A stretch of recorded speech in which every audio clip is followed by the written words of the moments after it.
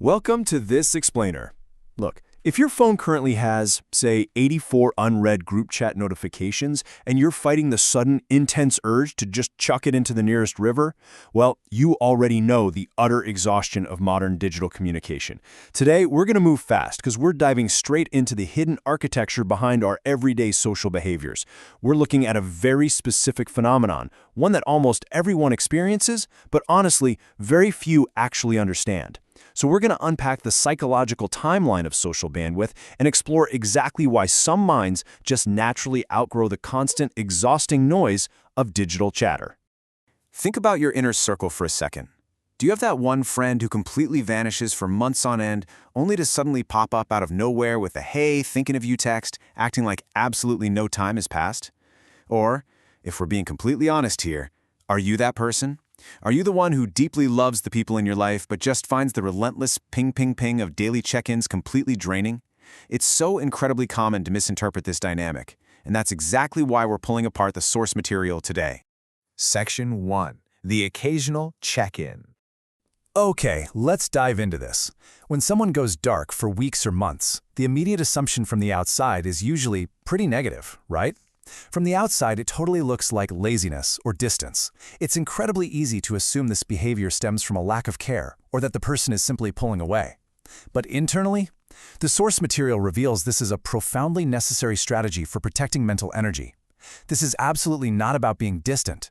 Instead, it's actually a profound sign of how the human mind attempts to balance its cognitive load, its autonomy, and its real-world presence. They aren't ignoring you. They're actively managing their psychological bandwidth. Section 2. Escaping the digital noise. In a world that literally demands our constant attention, stepping away is a deliberate act of seeking quiet. The source material points directly to mental fatigue, which is the exhaustion caused by constantly processing an overwhelming amount of information, trends, and just digital noise. Our brains simply weren't built to process hundreds of micro-interactions and fast-moving trends every single day. The psychology tells us that for these specific individuals, social media and the expectation of constant texting have morphed from tools of connection into overwhelming cognitive noise. It stops being about true connection and becomes a massive psychological drain. So, to protect their mental well-being, they choose clarity over constant input. They start strictly filtering what they consume and who they interact with. And again, it's so vital to understand, they aren't ignoring their friends. They're actively clearing the overload. They're doing the necessary psychological housekeeping so that when they finally do reach out, they actually have the bandwidth to be fully present with you. Section 3. Driven by internal standards. And this brilliantly illustrates the next layer we need to peel back, looking at what actually motivates their interactions. When they finally do reach out, it's driven by a fascinating divide in social motivation. On one hand, you have external structures, that unspoken societal rule that says we literally must text our friends daily. For some folks, being forced to follow this rule creates a subtle, genuine psychological discomfort. It feels like a loss of autonomy. They don't resist connection, they resist the imposed structure. They vastly prefer internal standards, prioritizing the genuine, organic process of connection over just ticking off a social requirement. Basically, they want to talk to you because they chose to, not because the clock says they have to. This internal drive deeply affects how they handle hardships, too.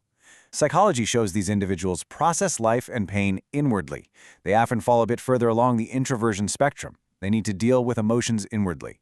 They take time to reflect and analyze alone, making sense of sudden life changes before they can clearly articulate them out loud to anyone else. This internal processing protects them from feeling completely overwhelmed by their own emotions in the moment. This quote directly from our source material perfectly hits the nail on the head. Their silence isn't a lack of care. It's a shield while they process intense feelings. It's a vital protective mechanism. By the time they finally check in with you after a long absence, they've already done the heavy lifting of making sense of their internal world. They weren't hiding from you. They were preparing themselves to be genuinely ready to share their reality with you. Section 4. The need for privacy. Now, what's really interesting about this slide is how emotional maturity intricately shapes personal boundaries. This brings us to high internal validation. People who comfortably disappear for months, they don't need their self-worth subsidized by likes, views, or daily check-ins from their social circle. Their confidence comes purely from within. Because they don't need constant closeness or daily proof of a bond to feel complete, they feel entirely natural, secure, and trusting in their own solitude. And this maturity links directly to honoring their need for privacy. As they grow, they realize that not every passing thought or life event requires an immediate broadcast. In fact, they actively curate their emotional output. They view the modern habit of oversharing as a deeply unnecessary energy drain. They strictly manage their boundaries to ensure that they only break their silence and speak when it truly matters. Section 5. Redefining genuine connection. Let's move to and see how this builds. We've talked about why they step back from the digital world, but what are these individuals actually doing in the real world while they're seemingly absent online? Well, reaching a certain level of emotional self-awareness causes a massive shift in focus. They turn entirely away from passive scrolling and repetitive small talk. Instead, they're heavily investing their time in tangible, real-world anchors, cultivating real-world skills, crushing personal goals, and nurturing deep, substantial relationships. They're trading the digital illusion of connection for actual lived experiences. Think about it. Would you rather have 10-second superficial daily updates or a deeply meaningful 3-hour dinner every 6 months? They deliberately save their social energy for the latter. They crave those authentic, real-world experiences. Why? Because to them, maintaining a constant online presence and engaging in superficial digital interactions can genuinely start to feel like wasted time. They choose quality and depth every single time over frequency and shallowness. So the crucial point is this: a delayed reply isn't a failing friendship. It's a mind working to stay grounded in an incredibly loud world. If you're someone who operates this way, consider this your validation. You absolutely do not have to apologize for how your brain is naturally wired.